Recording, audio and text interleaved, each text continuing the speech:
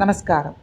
இன்று சங்கடகர சதுர்த்தி, அதுவும் விசேஷமாக செவ்வாய்க்கிழமையில் வர சங்கடகர சதுர்த்தி.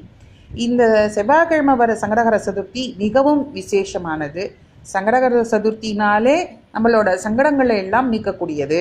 அதுவும் செவ்வாய்க்கிழமை வந்தால் ரொம்ப விசேஷம். இன்று திருவோண நட்சத்திரமும் சேர்ந்தே வருகிறது. விநாயகரை வணங்கிவிட்டு தான் நம்ம எந்த காரியமும் நாம் தொடங்குறோம் இல்லையா? நல்லபடியாக அந்த காரியம் வெற்றி அடையணும், எந்த தடைகளும் வராமல் நாம் அந்த காரியத்தை செயல்படுத்தணும் அப்படின்னா முதல்ல விநாயகரை வணங்குகிறோம்.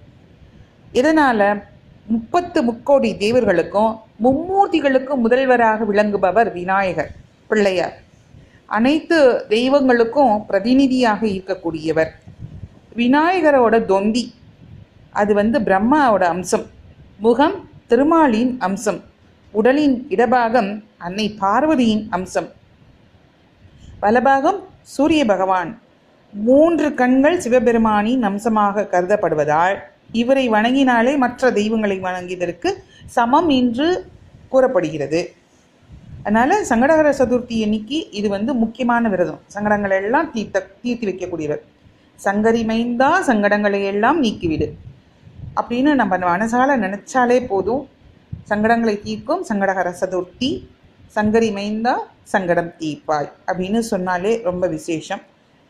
சத்தூர் என்றால் வடமொழியில் 4 என்று பொருள். நம் தலையெழுத்தை சீர் செய்யக்கூடிய நவகிரகங்களில் ஒருவரான செவ்வாய், அவருக்கு பெயர் அங்ககாரன் அப்படின்னு சொல்லி இந்த சங்கடகர சதுர்த்தி விரதம் இருந்து அவரோட கருணையால் பல மங்களங்களை, செவ்வாய்க்கிழமைங்கிறது மங்கள நாள், அந்த மங்களங்களை நாம் பெறுவோம்.